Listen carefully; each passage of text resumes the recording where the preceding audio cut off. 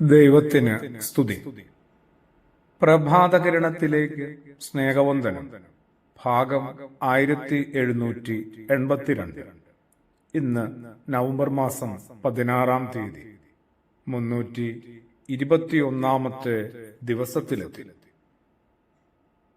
പലയാവർത്തി പറഞ്ഞിട്ടുള്ളതാണ് വിശുദ്ധനായ മത്തായി ശ്ലീഹായുടെ സുവിശേഷം 23-ാം അധ്യായത്തെക്കുറിച്ച്. വീണ്ടും വീണ്ടും പറയേണ്ടി വരുന്നത്, വീണ്ടും വീണ്ടും ഇതിലൂടെ അറിഞ്ഞോ അറിയാതെയോ വായിച്ച് കടന്നു പോകുന്നതിൻ്റെ ഒരു കുത്താണ്. ഈ കുത്തുകൊണ്ടുള്ള ബുദ്ധിമുട്ട് കൊണ്ടാണ് പിന്നെയും പറയുന്നത്.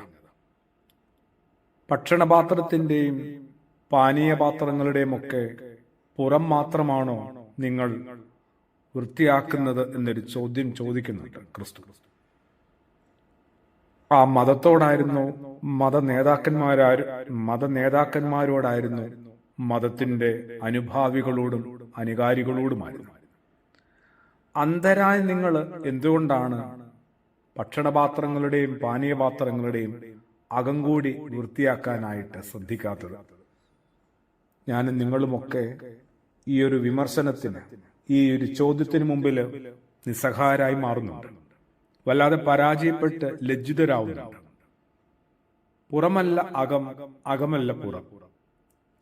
രണ്ടും തമ്മിൽ സാദൃശ്യമോ ബന്ധമോ ഉണ്ടാകണമെന്നുമില്ല. വർണ്ണപ്പകിട്ടുകൊണ്ടും വാസന കൊണ്ടും മൂടി പിടിപ്പിച്ചതാണ് പലതിൻ്റെയും പുറഭാഗം, എൻ്റെ ജീവിതത്തിൻ്റെയും. അവയെ ആരാധിക്കുന്നവർ അനേകരുണ്ടാവും, അനുകരിക്കാൻ ആഗ്രഹിക്കുന്നവരും. അതാണ് ശരിയെന്ന് കരുതി സ്വന്തം ശീലങ്ങളെയും സ്വാഭാവികതകളെയും തിരുത്തി എഴുതുന്ന ആളുകളുമുണ്ട്. ആരാണ് പുറം നന്നാക്കുന്നത് പോലെ സ്വന്തം അകം കൂടി നന്നാക്കുന്നത്? വീടിന്റെ പുറംഭാഗത്തെ പെയിന്റിംഗ് ആകർഷകമാകണമെന്നാണ് പറയുക. അകത്ത് ഇത്തിരി ഭംഗി കുറഞ്ഞാലും കുഴപ്പമില്ലത്രേ. പൂന്തോട്ടത്തിന്റെ എല്ലാവരും ശ്രദ്ധിക്കുന്ന ഭാഗത്ത് വർണ്ണ വൈവിധ്യമുണ്ടാകണം. ഉൾഭാഗത്തോ അല്പം കള വളർന്നാലും പ്രശ്നമില്ലത്രേ. വാഹനത്തിന്റെ പുറത്തുള്ള ചെറിയ പോറൽ പോലും മിനുക്കിയെടുത്തേ മതിയാവും. അതിന് ശാഠ്യം പിടിക്കും, ഞാൻ ഏറെ നിർബന്ധിക്കപ്പെടും.